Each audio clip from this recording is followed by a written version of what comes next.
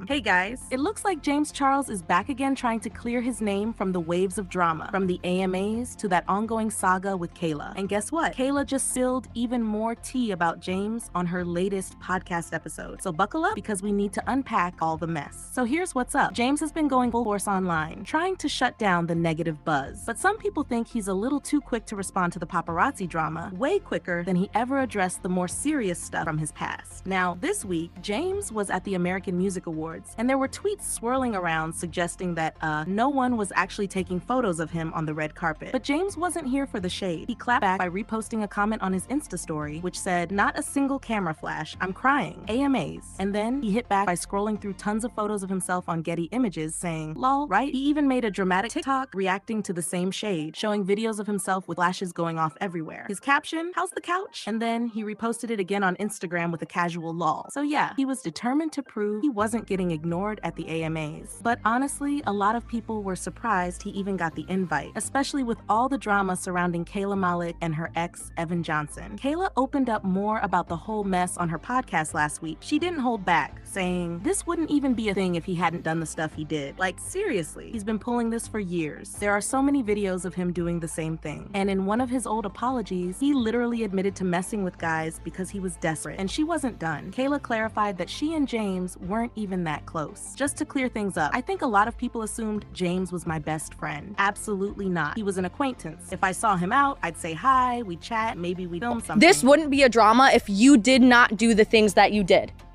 Facts. And it's like, you've been doing this for 10 years. You have how many videos doing the same And then like in one of his old apology videos, he literally admitted to doing with men because he was desperate. I did see that. If you are apologizing for the same thing over and over and over again, and it's always about men, and it's always about you doing certain things with boys. Yeah.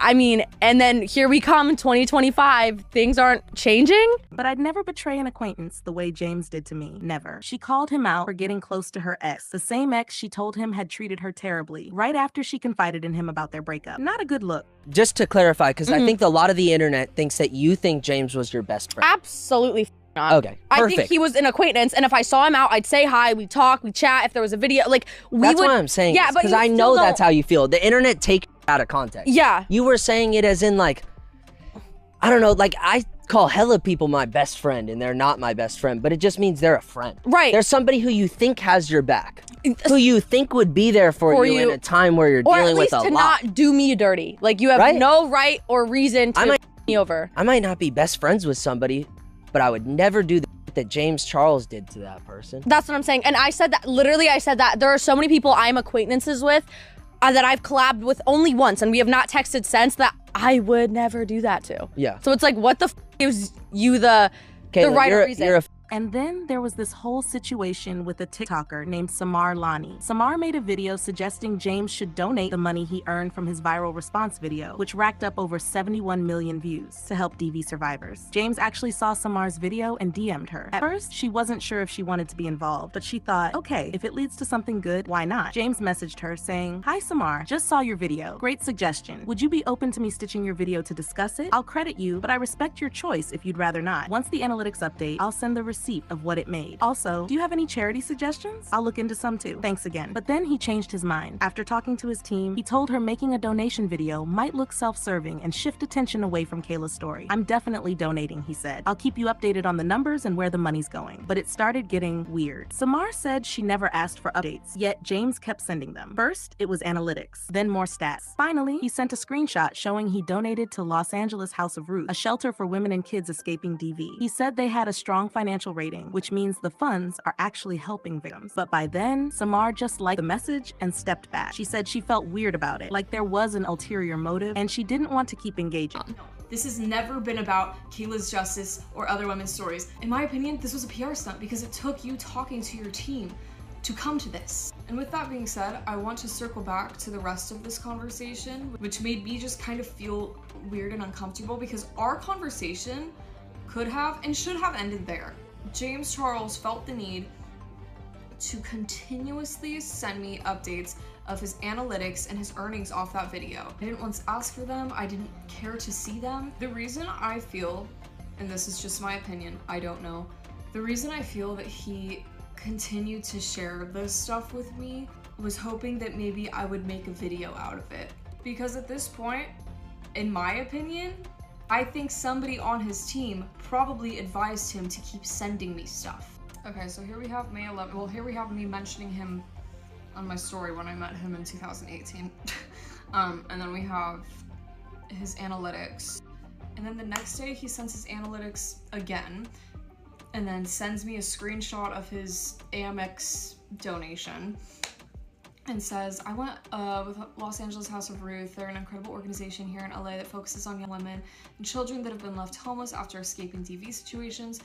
They also have an extremely high financial rating, meaning that an independent party has verified their, I think it says proceeds, I don't know, the recording thing's covering it, actually go towards I think it says victims, the recording thing is still also covering it.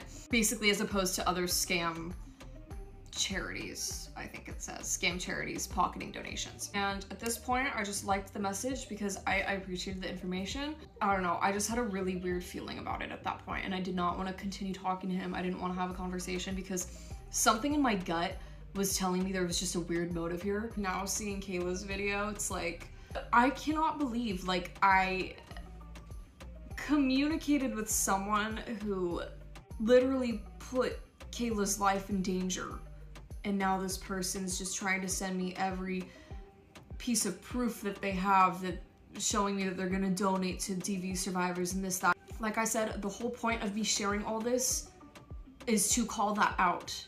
I have not seen anyone call out the way that James Charles literally probably put her life in danger by doing that.